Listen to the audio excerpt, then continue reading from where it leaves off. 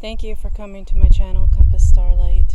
I don't know how much the wind is going to impact the audio here. I'm trying to block the direction of the wind a little bit. Current energies. I've actually been sort of holding on to a secret. Let's see. I did bring a deck of tarot cards with me out here. But what did I want to talk about? Current energies. I've been getting a lot of downloads lately. So what do I see, or what have I seen? There was something really beautiful and innocent. It had its own strength. It was an energy that was self-sustaining, but it came from purity, it came from modesty, it came from a sense of being humble, again, innocence, purity, and recently this energy was laid low. It was knocked off its feet. It's dead. And people use the phrase beating a dead horse. That's like going over something repeatedly, even though the point has already been established. It might be trying to do something over and over again without any success. So, in some sense, it's a similar energy. Beating a dead horse, the phrase, it's gruesome, but it's about excessively going over something when there really isn't a point anymore because the horse is already dead. So we have this energy of purity and beauty, strength, modesty, and it was just abruptly confronted, swept off its feet, knocked to the ground, death and ending. There's an impasse, and there was a block, like a block in the path. There were two energies that could barely move each other, but when they collided, it was an end.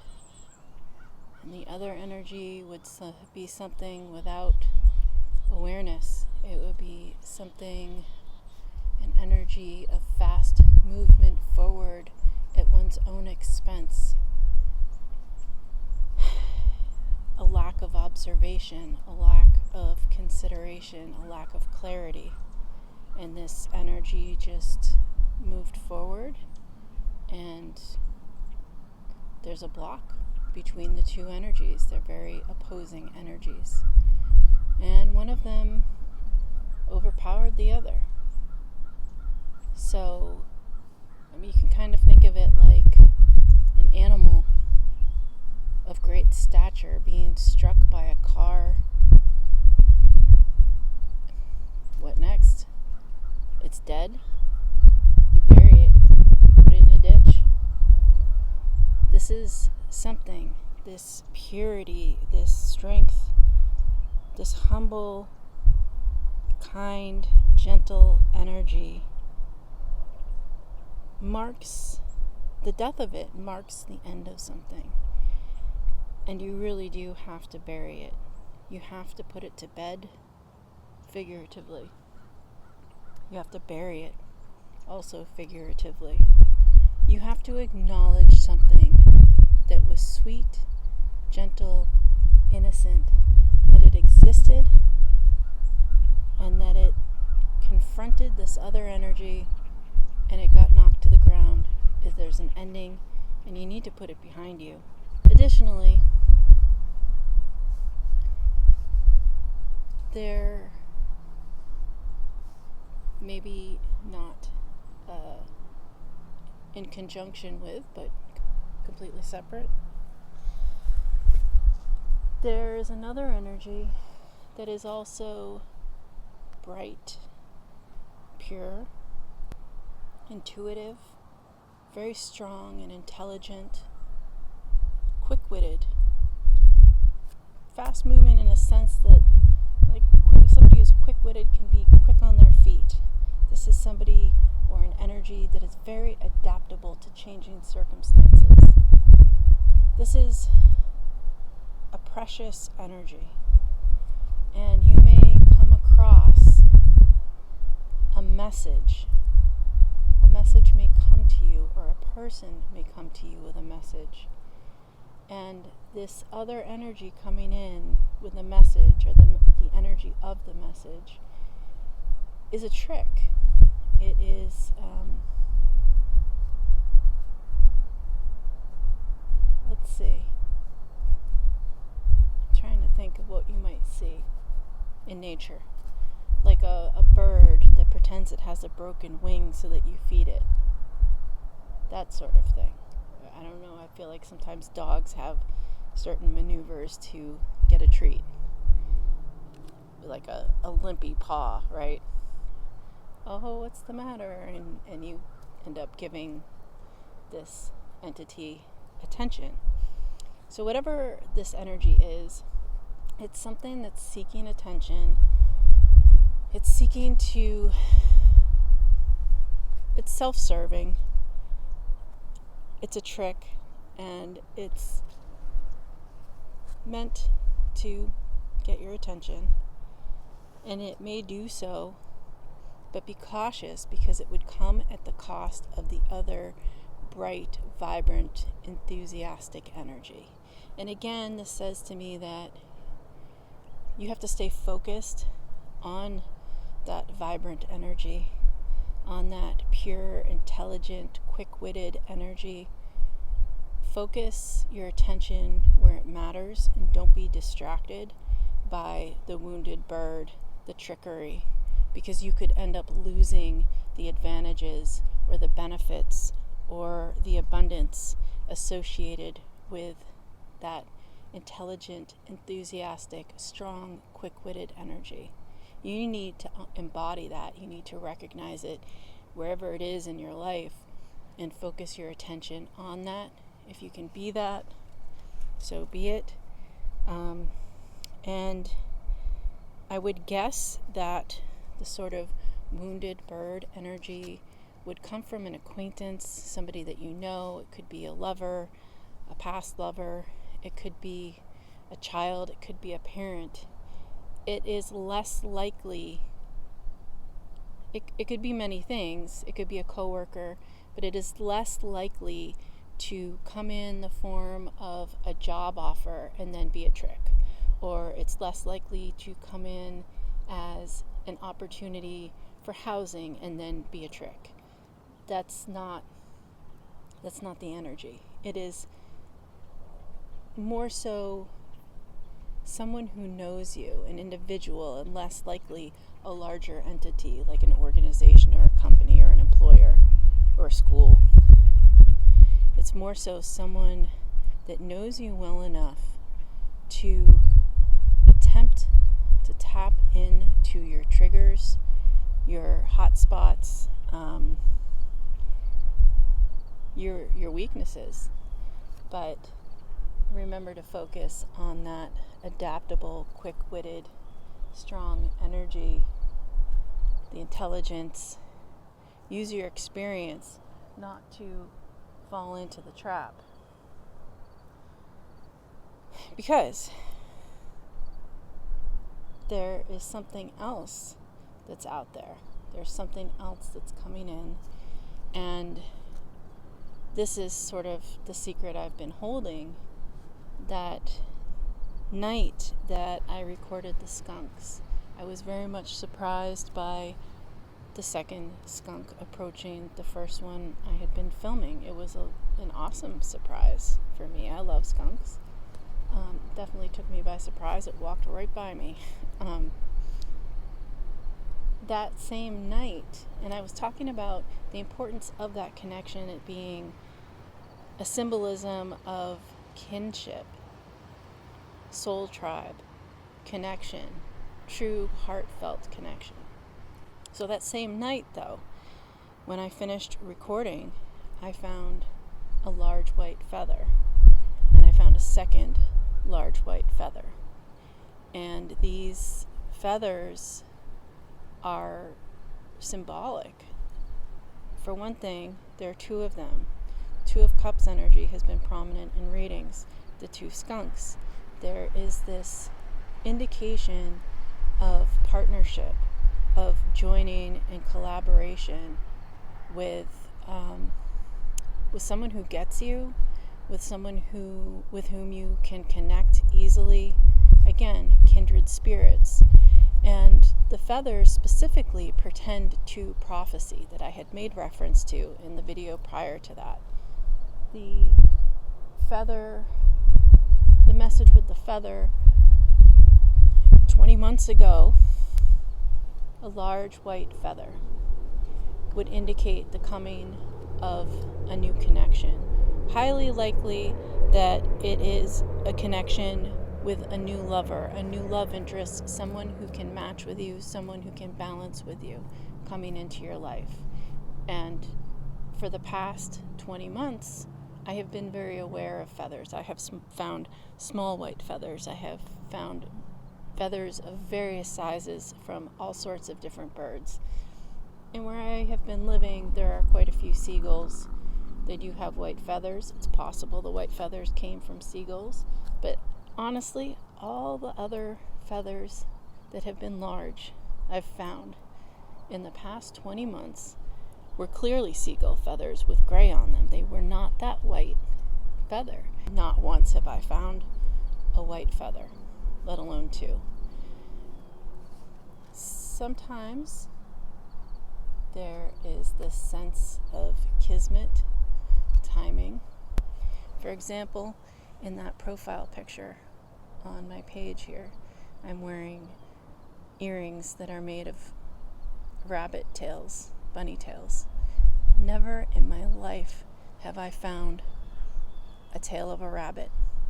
But this one particular year, on Easter Sunday, I was out in the woods for a walk. I found one, I kept it, and I found a second one. Never found another again. It was just something that was meant to be, and I turned them into earrings. Little weird, sure. They were pretty. Got a lot of compliments on them. The point being is it was just a random thing, and they probably were snatched off by some owl that had been hunting for a rabbit, and that was all that was left. Odd, yes. But it was meant to be, just like the two white feathers. Be interesting to see when that may occur again, when I find one or more large white feathers.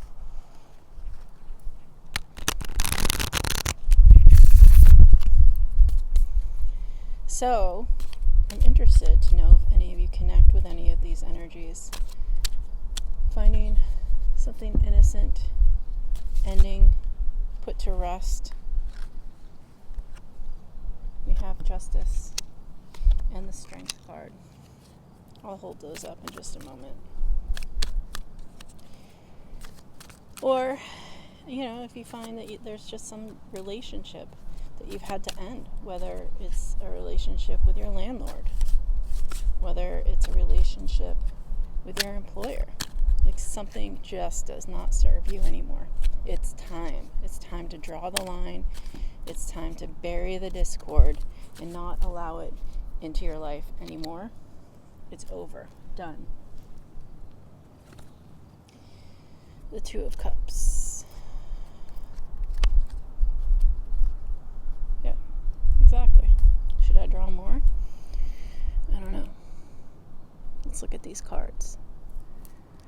First, There's the Justice card. Okay? This is about finding balance, finding reciprocation. This is about karma, getting what you deserve. You're due for it. Where people have misunderstood you, misserved you, acted out in injustice, this is the balance coming in. It's not just you getting what you deserve, it's for other people as well. I know this is coming. I've known this is coming. Justice. There's been the Tower card coming out a lot. Sudden shift in energy. Someone's getting their justice. And perhaps many people are getting their justice. Again, you get what you deserve. Whether I like to associate this with the card from the Mantegna Tarot. Sooner or later, generosity is repaid. And again, that can be generosity with kindness and love, or it could be generosity with malintent, deceit, etc. You get the idea. You don't have to do anything. You don't have to seek revenge. You don't have to seek justice. Justice occurs naturally, intrinsically. In fact, by trying to get revenge upon someone or get back at someone only prolongs the process of the natural order of balance. It's coming. You need to have the strength of character for yourself. You have to tame the beast within, but you also, in your action of holding your own strength, you'll be seen as having tamed the beast, perhaps whomever has caused injustice to you. And then finally, this card, the Two of Cups. Again, a two, right? The two skunks, the two feathers, the Two of Cups. This is an exchange between two very different people, but it's an understanding, it's a mutual agreement. This serves both individuals. This could very well come in the form of a love offer. It could also be an agreement with a new employer, or if you get a promotion, that new agreement with your promotion. It could be an agreement, any kind of contract. This is a mutually agreed upon contract. This is also with the Justice and the Strength card here. To consider contracts to which you have previously felt obliged. It may be time to reevaluate. I'm going to leave that here for now. The sun's setting. It's been a beautiful day. I hope you've had a beautiful day, despite whatever challenges you may encounter in your life. And if you have experienced any of these energies, do try to stay focused on your strength. Be adaptable, quick-witted, be intelligent, and don't be distracted by trickery, self-serving energy. In order to receive that Two of Cups, in order to receive any kind of new partnership, you do have to bury something from the past. You do have to acknowledge an ending.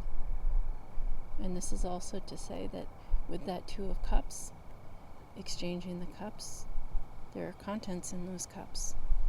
You want to do your best to drink from a clean cup and offer a clean cup.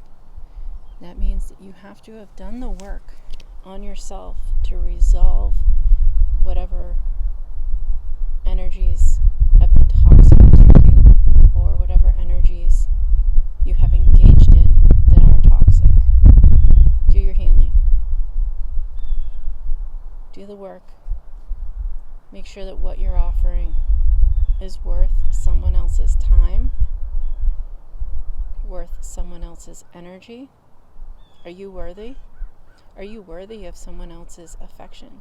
Are you worthy of their time, their commitment, their love, their investment?